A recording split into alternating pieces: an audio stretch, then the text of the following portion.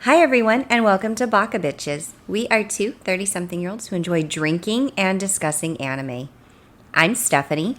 And I'm Hannah, and we'll be watching Ouran High School Host Club. And just fair warning, we will be watching this as a dub and not a sub. Don't come at us. Other disclaimer is that there will be spoilers. So if you don't want to be spoiled, pause and watch the episode yourself and then come back and listen along. We will also be going over explicit content and we'll probably say some pretty explicit things. So listener, beware, and it's to your own discretion. We hope you enjoy. Pour yourself a drink and join us.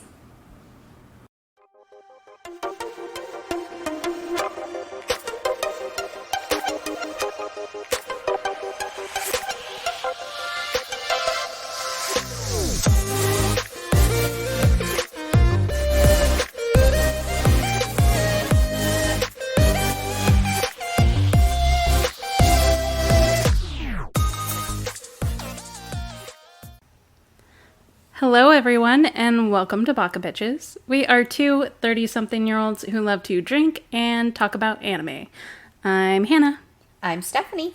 And Stephanie, what are we drinking tonight? Tonight we have a mixture of Hypnotic, Oh, yes. which is a blue liqueur with tropical fruit undertones. There's some additional vodka in there, a peach-infused vodka. Lovely. Shaken, not stirred, over ice.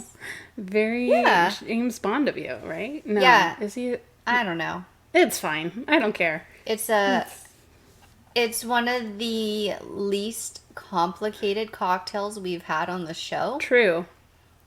And I think one of the most delicious. Mostly because we're not just adding random shit from my fridge in there. It's true. You guys, it tastes like one of the blue Otter Pops or like Freezy Pops. I don't know what y'all call it on the East Coast. But for us, it's Otter Pops. It's the long tube liquid thingies that you put in the freezer and it freezes up and, it's for kids. It's just a blue party in my mouth. Yeah. Very good. Absolutely. Quite Does it lovely. Oh, it won't dye our tongues blue, though. No, but it's quite lovely. It is lovely. It's lovely. Very refreshing. So refreshing. Okay, you guys. We are on episode 21. We are. Our episode is finally legal to drink if we were in years instead of days. That's true. Yeah. Could you imagine taking 21 years to get to this point in this anime? Some episodes it makes me feel that way. Honestly, yeah, that's also very valid. Yeah, this episode was not the worst we've had. It was not the most entertaining. No, it was an episode. episode. It was not the worst. No, we've definitely had worse. Lobelia. Anyways. Tell us the synopsis, and then we will give all of our listeners our synopsis. Yes, which is definitely absolutely much better. It's gonna be much better. We should write our own wikis. We probably Can you could. imagine if we wrote our own wikis for every episode that we... We could. We could probably go in here amazing. And edit. I know. To be honest, because that's what Wiki does. Yeah, it's a community. Yeah. And we are part of the community. We are the community. We are. Soul community. Yeah, absolutely. Okay, you guys. The title of tonight's episode is Until the Day It Becomes a Pumpkin. It. It's very vague on what the it is. But it. And it's a pumpkin, I guess. It is. At some point. Totally. So lovely. Class 1A runs the Halloween Test of Courage tournament, in which teams scare each other. Class 1A president Kazukiyo Soga, Haruhi, and the twins are Team B. Wow, that is really weird worded sentence. It's that or the alcohol, I don't know. Let me try that episode. You got it. You got this. Class 1A president, Kazukiyo Soga, Haruhi, and the twins are Team B. Okay, so in this bitch, this is why I should be editing the wiki. This bitch used a semicolon instead of just a comma. So it was like Kazukiyo Soga, semicolon, and then Haruhi and the twins are Team B. So it was really chopped up. Anyways, it's fine. It's fine. Kazukiyo reveals that he is a nyctophobia, or he has nyctophobia. I am doing so good tonight. You got this. I just no comment. I'm just listening. Yeah, I enjoying. know. Yeah, you are. A fear of the dark, a fact he wants kept secret. The twins hear this, but stop teasing him once he also reveals his pure-hearted crush on Momoka Kurakano, Class 1A's vice president. Nekozawa and the rest of the host club join forces to scare Team B, using Tamaki dressed as the Clock Tower Witch to terrify them.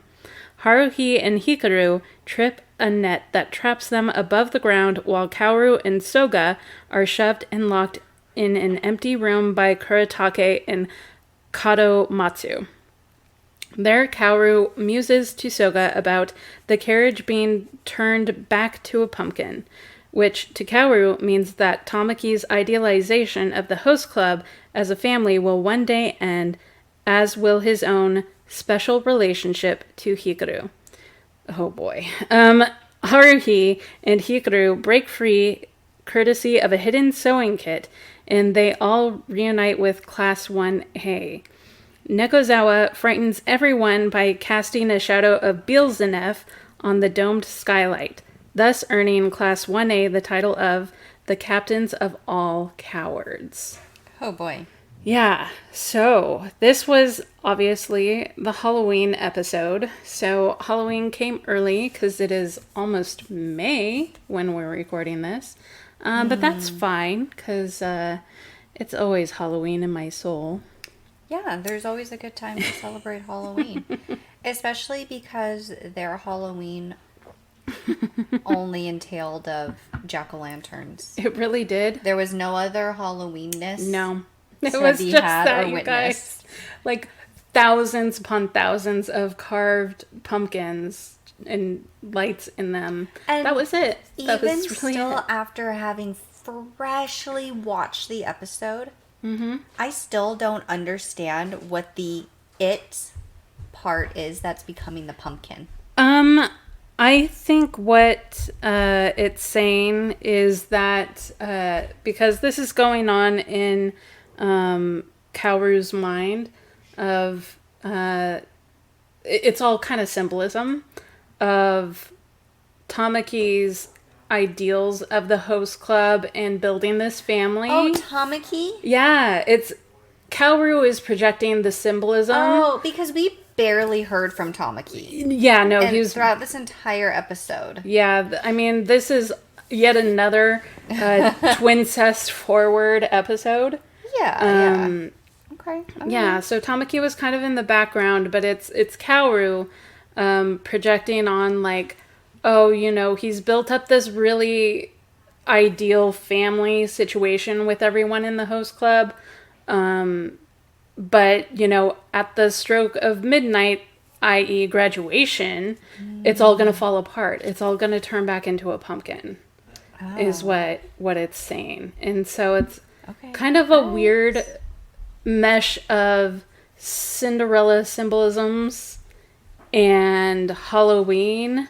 And the only thing that ties it all together is that there's pumpkins. That's really what it is. It was kind of a weird little episode that they might have been stretching to put together. Yeah, it does feel that way. I mean, it was still entertaining. It still had a lot of, you know, good old favorite characters. Oh, yeah. In, as, you know, Renge, my girl, my home girl. Yeah. Love her. I wrote Catman. I don't actually remember his name, but he was there. Yeah. The Catman puppet guy. Nekozawa. Yeah. He was there. Mm-hmm. He was definitely there. I mean, how can you have Halloween without Nekozawa? He is the Lord of Darkness. Oh, yeah. Yeah. Yeah. Yeah. All we needed was his little sister running in and just going debauchery at everything. Yeah. Yeah, that's all we needed. But yeah, so this episode starts out being in the 1A classroom, which is where the twins and Haruhi, that's their homeroom. Mm-hmm. And they have to come up with a theme or whatever their class is going to do for Halloween. And I guess this school is like, oh yeah, around near the end of October, we just take the couple days off, and that includes Halloween, but they go back to the campus to do all these festivities stuff. Mm-hmm. And so that's why they're trying to figure out something for their class to do, to be involved in this school tradition thing. Okay. And usually what they do is like watch classic movies and, you know, kind of just standard like non-Halloween stuff. Like this is the class that you would send your kid to if they were, one, afraid of anything scary, or two, you don't believe in celebrating Halloween. So, you know, that's this class. And so that's when Renge appears and is just like, you guys, you're missing the whole point of Halloween. You need to, you know, it's the time to dress up. It's the time to scare the crap out of each other and blah, blah, blah. And I do love that she's always telling everyone what needs to be happening all the time. She's a girl boss. Yeah. Yeah, she knows. Yeah, she knows what to do. She does. And then no one really ever questions it. No, they just go with it. Yeah. Like Renge's word is the word. It's solid. It's gold. Her. She didn't even come up on a pedestal, a spinning pedestal or anything. The first time, you guys, it was weird. And, you know, she was all dressed up in like kind of a standardish, generic, like magic girl outfit. If you were like 7. Yeah, absolutely. Yeah. Absolutely that. You know, because she quote unquote cosplays a lot. But right. I mean, honestly, I will say this. Renge's cosplays don't look that cosplay-y. Wow, you're such a hater. I am.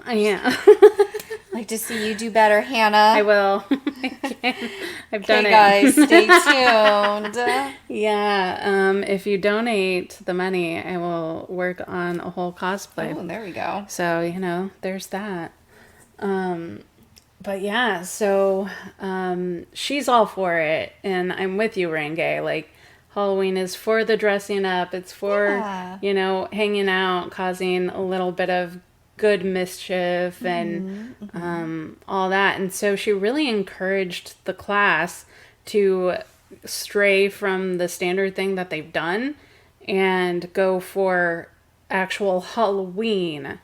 And so they come up with this idea of the Halloween Test of Courage tournament.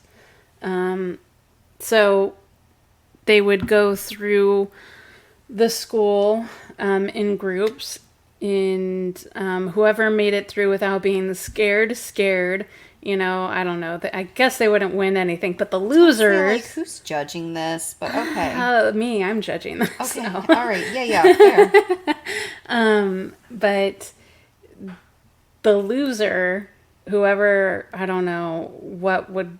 Is the most scared? Yeah, the most scared, the most screamy-weemy, I don't know. That's why I'm like, who's judging this? I don't understand these rules. It was very half-baked. It was just kind of there to move the plot along. So whoever's the most scared. Yeah, would be featured on the academy, the high school academy newspaper to being the #1 scaredy-cats of all time. Which is like the worst thing that could ever happen. Yeah. Especially when you have a crush on a cute girl. Oh, especially that. It's mortifying. But the class president really did try to overturn it in a very subtle way. I didn't even realize that's what he was doing until he brought it up to Haruhi later. Oh, yeah. I think you were writing notes at that point. But when I was watching it, during that moment, he's like, anyone object? Like, any one of you object to this? Because he's trying to keep his cool. But he was so cash. He was so cash. because he didn't want everyone to know that he's a pussy. I mean, a scaredy-cat. I mean... Right. A scaredy pussycat. Yeah, one of those. And so he was trying to keep his cool and not show his cards because the twins are in that class. They were right there.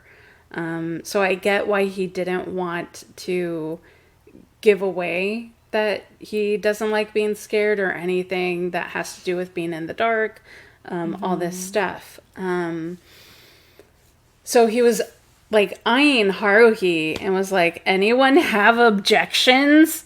And like in his head, he's probably like, please object, please. She's just dumbfounded as always. She, like, there was no thoughts behind those eyes. Yeah. So she just sat there like all chill, whatever. And so he's like, oh crap, okay. So they put it through, and the vice president, who is named Momoka Kurakano. She is just like all thrilled. She's here for it. And so he's like, well, okay. If she's here for it, then it's a go. Because he's got this cute, pure, innocent little crush on his vice president, which I think is really sweet. And so they immediately start working on their Halloween theme, scare the pants off of everyone thing. And it happened really fast. There was like no scene of just, them working on anything. It was, I don't even know how it came to be. It was just suddenly 8,000 jack-o'-lanterns appeared everywhere, and the lights were all off. Yeah, and it was nighttime at the school. That's literally what literally I remember. It. Yeah, there was not much else, you guys. There was no other preparation. There were no other costumes. There were no other spooky things. I mean, I know we were talking during the episode and we were like, there's no skeletons, no bats, no witches, no cauldrons, like not even a singular cobweb. It's true. There was nothing to indicate Halloween aside from a shit ton of jack-o'-lanterns. So many. And then everyone like crouched around in the dark. Yeah. Like whispering. They were running around the school being kind of semi-terrified, or at least our boy Kazukiyo Soga. Yeah. Because he's just scared of everything, I guess. Kazukiyo Soga, that's exactly what I was about to say. Yeah, exactly. It was him. Yeah, but also a character that we will never see or hear from again, just so you guys know. We don't know that. We still saw Catman. Well, yeah, but like, he was right for this. He was right for this. Yeah, so the twins were trying to... scare him, first of all. Spook. What's his name? Soga. What's his name? Soga. Soga. Mm-hmm. Soga. Soga. And because they just thought it was funny. Oh yeah, they're here for scaring the crap out of people, because they're mischievous, incestuous twins, and I don't know what's more scary than twincest, to be honest. I don't really think it's that scary. But okay, continue. How, Stephanie? There's a lot scarier things out there. Than like mosquitoes. Oh, okay. Big ass mosquito flew into my house on Monday. Oh no. I was paranoid until I finally found that fucker and killed it on like Wednesday. It's probably already gotten your blood. I mean, I don't know how I slept with blankets covering my entire body in this 90-degree heat. Oh, Stephanie. I did it. Why did... Because I don't want the thing touching me. I slept fully submerged underneath blankets. Oh my gosh, that is so much. That's how committed I am that I don't want it to touch me. It's truly... I feel like that's more terrifying than anything. It's the fear. Like, what if I die of West Nile? Oh. We suddenly We can't don't continue know. the podcast Because you've I've died. gotten West Nile because a mosquito came into my house and Okay. killed me. But we're not in Africa. It's okay. It's gonna be okay. I have not heard of a West Nile outbreak in years. We're okay. I believe in us. I guess I feel some trauma from it. Sure. So getting vulnerable with the group. Oh. So my grandpa died of West Nile. No. Because Are you serious? a mosquito got to him. Wow. And he died of West Nile. So I think I feel extra trauma. Okay, that's about fair. mosquitoes. That's valid. That I'm like, this fucker's gonna give me West. Of course, I'm not 85. True. Which is a little bit different. You if have a a young person bit better of immune system. Contracts West Nile, but I'm But, still. Hey, I found something out. There's trauma there. I found something out recently, and they do this. This is going to be a total sidebar. I'm sorry, you guys. I'm here for it. But I saw like a video like on Instagram or something, someone's reels, and it's a guy that is like, in India they have like a ton of mosquitoes, like just an insane amount. No, thank you, please. And he noticed that his family members that lived there was no mosquitoes that were biting them or anything like that. Turns out there is a bar of soap, a citronella bar of soap that they use. Oh. So you could probably find that citronella soap and get it, and you'll be good all Well, then summer. I just have to hope that I'm not allergic to the soap, because I'm allergic to basically everything. But yeah. Are you serious? How do I knew about some, but not like all of those. Pretty much everything. Like, unless it's hypoallergenic. And even some things that are hypoallergenic, I'm still allergic to. Do you see this rash on my hands? Yeah. This was literally just... So I already had a rash there, just like from dry skin. Uh-huh. And then the rest of the rash came from adhesive, just the bandage. The Wow. bandage that I put on my hand. That's all sorts of fucked up. My body is allergic to the adhesive. That's wild. I'm allergic to so many things. Have you actually gone and No. done allergy tests? No. Why not? Because I like to pretend like it doesn't exist. Because what if they tell me some goddamn shit like, you're allergic to cheese? And I'm like, I know that's why I have so many problems. But, like, can you just leave me alone? But it's cheese. Can I just enjoy a thing? You probably could. Well, because I know that this is another side story, you guys. Sorry. But there is It's more interesting than the a morning episode. show that I listen to, and they have a allergy specialist that sometimes comes on, and they ask about certain things, and really like some of the things people think that they're allergic to, like animals, let's say, like animal dander, like cat dander, stuff like Turns that. out to be something different. Completely different, and it's Yeah. just the weird coincidence that they were around an animal So when they had a flare up. logical to think, but then, like, in reality, it's not it. It's not it, fam. So I don't know. It might be No. kind of good to get No. tested, because then you can actually work on building immune to those things. No. No, you just want to be Let me allergic just to everything. enjoy my life. How are you enjoying it being allergic to everything? I'm just asking. I'm asking the hard questions. Ignorance is bliss. Is it? I mean, unless there's a mosquito in my house, then I just sleep underneath all the blankets. And then, like, some fucking shit, like, it just came out and, like, kamikaze bombed me, which is how I found it on Wednesday. Because, I was just eating my dinner. Yeah. As I do. As one does. Minding my own beeswax. That fucker came out of nowhere and ran into the side of my cheek. I didn't see it. I have no idea where it came from. And that fucker was huge. Like, it was like the size of my palm, you know, like Stephanie, its little wings and stuff. That is not a mosquito then. What was it? that sounds more like a mosquito hawk. I don't know. If they're that big. They're gross and I hate them and they're absolutely useless. No, don't show me a picture of it. Why not? Because I don't want to I don't want to see it.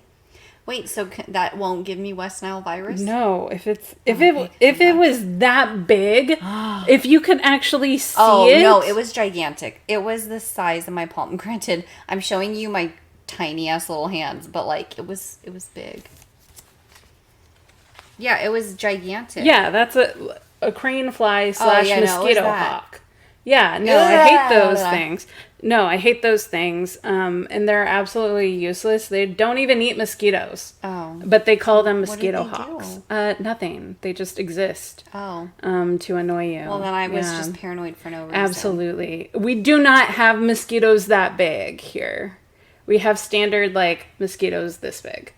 Well, I was still freaking out. Fair. It was still No, a big they're ass gross. bug in my house. And that's exactly what they do. They dive bomb you and, like, graze all over your face. Yeah, it just, like, flew straight into my head. And I was like, no. Excuse me. You can't just show up in my house unexpected for 2 days and then present yourself. Like, what pissed me off is that it came into my house. Yeah. Like, you no didn't matter invite how it. many things that I rattled, I could not find that thing. Mm-hmm. Like, I have no idea where it was. And this thing is gigantic. Yeah. And it's not like my house is cluttered with so many things that I can't see the walls. So I was like, what the?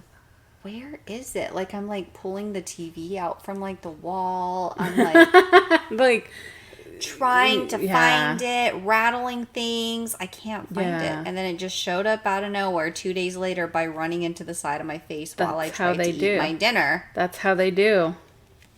Like, really, they are the worst. Like, I hate it. Like, just, I hate mosquito hawks. Oh, well, I mean, so I guess much. I feel like it... But they do nothing. Okay. They, except, like, touch your cheek with their gross, scaly bodies. I feel better then. But I'm also not upset about the fact that I still slept fully underneath blankets for 2 nights. Because that's a lot. Even if it's not a mosquito, I still don't want it on my face while I'm No, sleeping. not a bug of that grossness. Yeah, it's gross. I hate them. And, I used to, back in the day, I had an electric fly swatter. It looked like a tennis racket. Mm-hmm. And because somehow they would get into my parents' house when I was living with them, like, so much. And I hated them.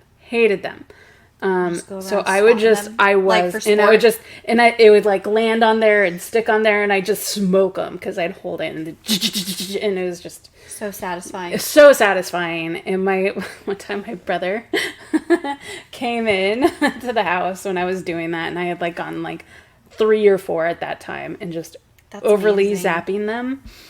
And he's like, what is that smell? Because it begins to smell at some point. Oh. And I was like, it's the smell of victory. Yes. Okay. Yeah, right. Yeah. So that's what it is. So no worries about.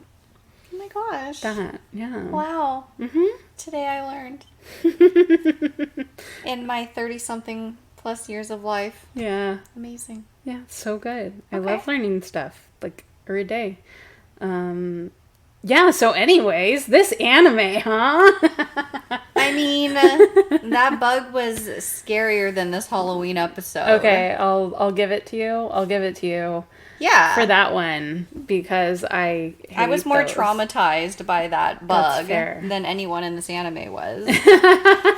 All right, where were we? We were... Okay, so what we didn't talk about, Tamaki is going and being all flirty with other women. And that's okay. But when Haruhi basically looks at any singular person that's not him, then we have an insecurity issue. It's a double standard for sure. What the hell is that? Fucking shit. I don't...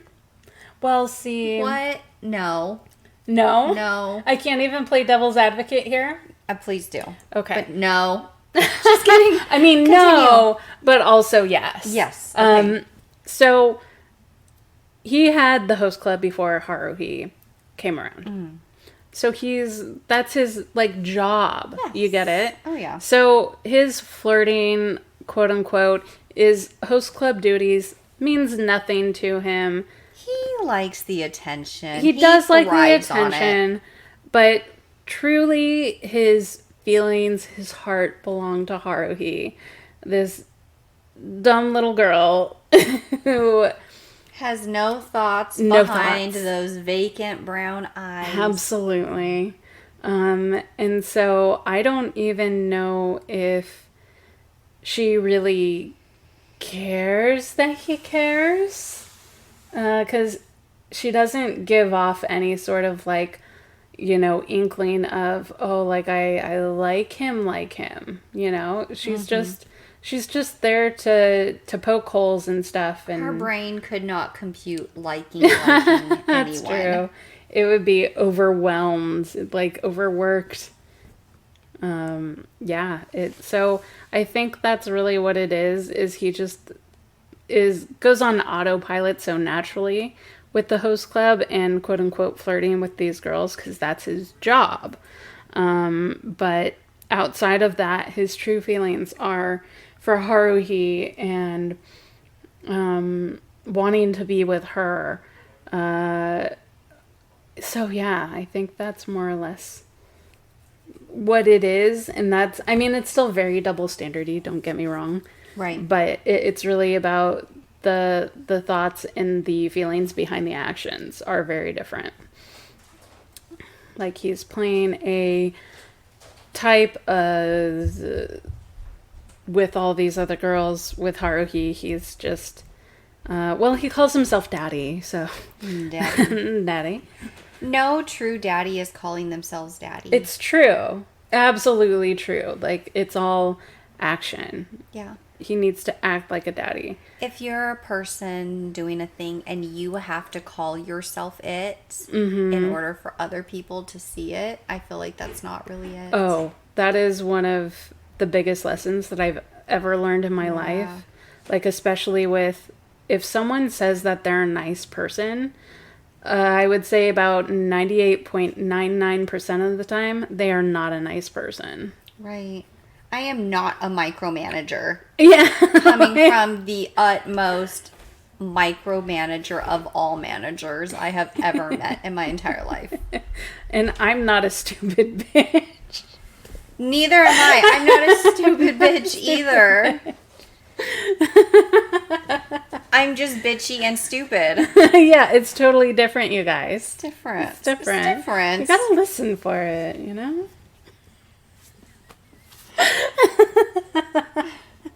Okay. Yeah. That's my take on it. All right. What have we really talked about this episode? Okay, so Catman returns. Catman returns. He's the one by popping out of a random coffin because all we had was 9,000 jack-o'-lanterns in the school and one singular coffin. Yeah, with Catman in it. And that was actually just in the host club as their theme because they were all. It was like a vampire in a mansion kind of a thing. And all of them were dressed up as vampires, and I was here for it. Yeah. I love me a good vampire. Yeah. Good bitey bites. Yeah, I do love bites. Yeah. And then our dude, what's his name? Scaredy-cat boy. Soga. Soga is Soga-y scared and Haruhi to the rescue. But I have found this library book that's really gonna help. Oh yeah, totally. To lessen your anxiety. Life-changing. In 3 steps. Yes. Let's see if these 3 steps would collectively help either of us with any of our life problems. Because I totally do get the anxiety. Okay. So, step 1. Yes. Pretend everything is okay. I do that every day. This is my entire life. I don't feel like it solves anything. No. And it doesn't negate any anxieties that I have. Nope. It gets you through the day, but just barely. Yeah, but you're not really resolving anything. No. You're just, like, pushing it aside. Yeah, you're pushing it down. Yeah. And, like, ignoring it. It's the fake it till you make it tactic. Sure. Which, in some cases, can work. Mm-hmm. I don't think it works for anxiety. I think that's like a Band-Aid. It does not. Band-Aid. So I'm not sure where this came from. 2006. It came from 2006. Yeah, I don't feel like this really solves anything. No. It makes it okay for today, like you said. Okay, so anyways, that's step 1. Mm-hmm. Okay. Step 2. Yep. Whistle a happy tune. I can't whistle, so I'm already shit out of luck. I can whistle, but I don't think I'm that good at it. I mean, it doesn't say you have to whistle well. True. It just says you have to whistle a happy tune. But I also, like, sing, sometimes on key, mostly off key, and that still doesn't help me at all. I think that one is also flawed. Yeah, so I don't think humming, singing, whistling, I don't think that's going to do anything either. Well, maybe step 3 is going to fix it for you. Okay, yes.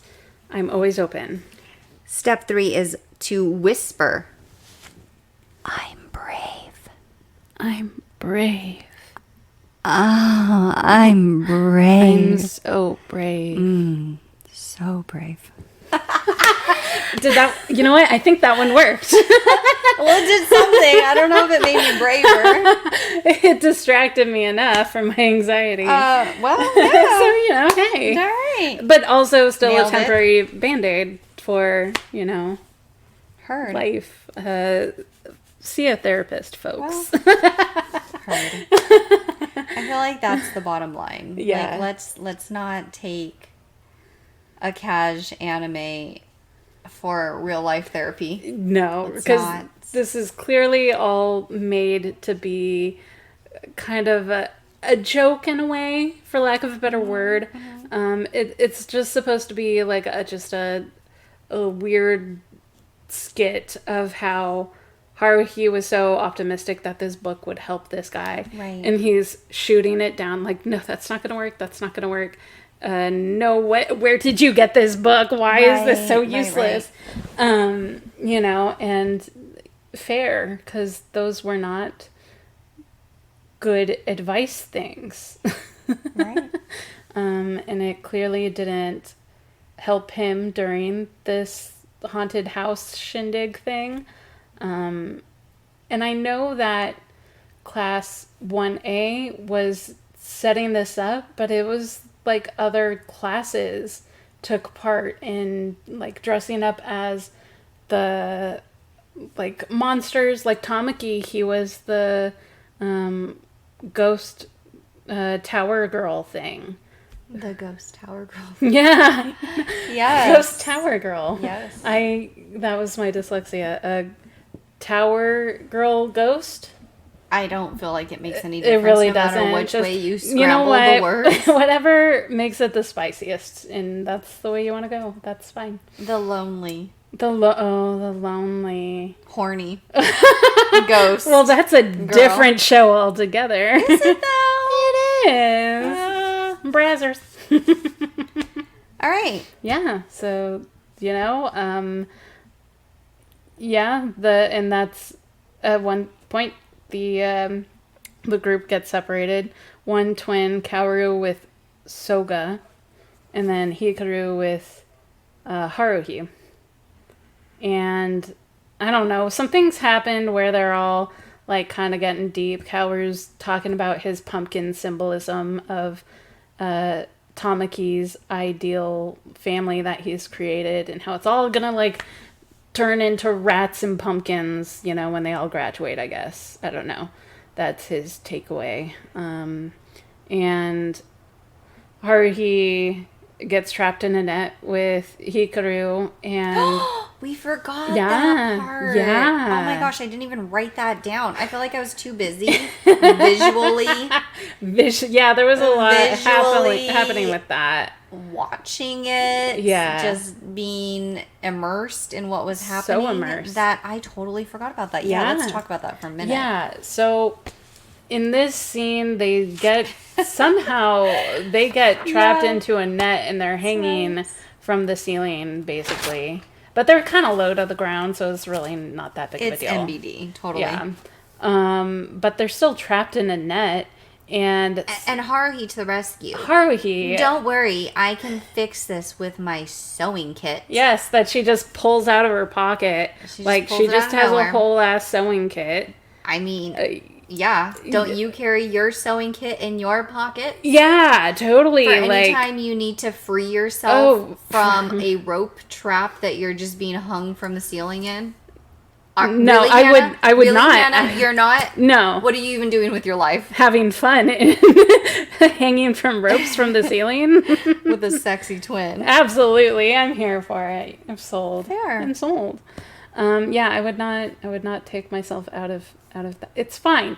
Anyways, so she pulls out a sewing kit from her pocket, and she has these itty-bitty, like, sewing scissors. It's like in a traveling kit. They're not that big. I don't know how those scissors would ever cut any sort of rope, but here we are. Well, it does if you're full on top of a man. Oh, yeah. With your chesticles right in his face. Yeah. Mm-hmm. That's exactly how your scissors are going to work best. That is prime rope cutting scenario. Like your scissors work ultimate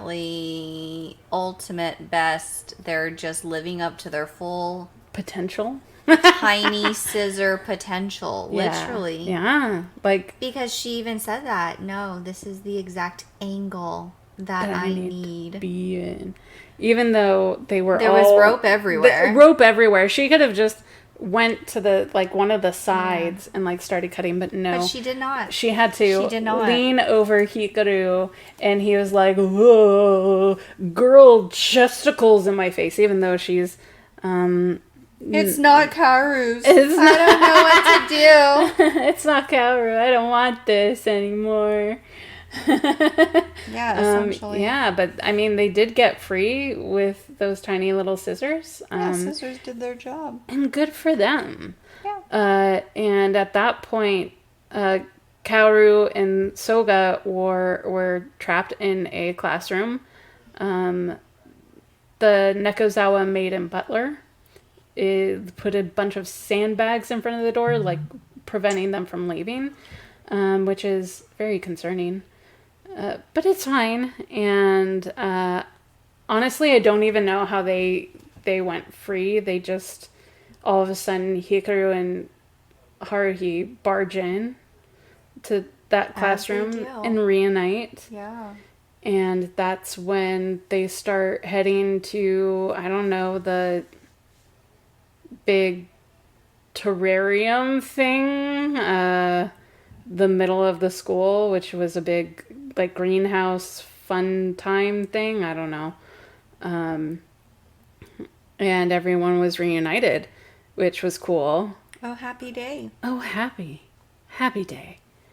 And that's when Nekozawa did one last scare, which was project Beelzebub's silhouette, on the glass ceiling thing. And apparently that scared everyone, because they were like, "What's that?"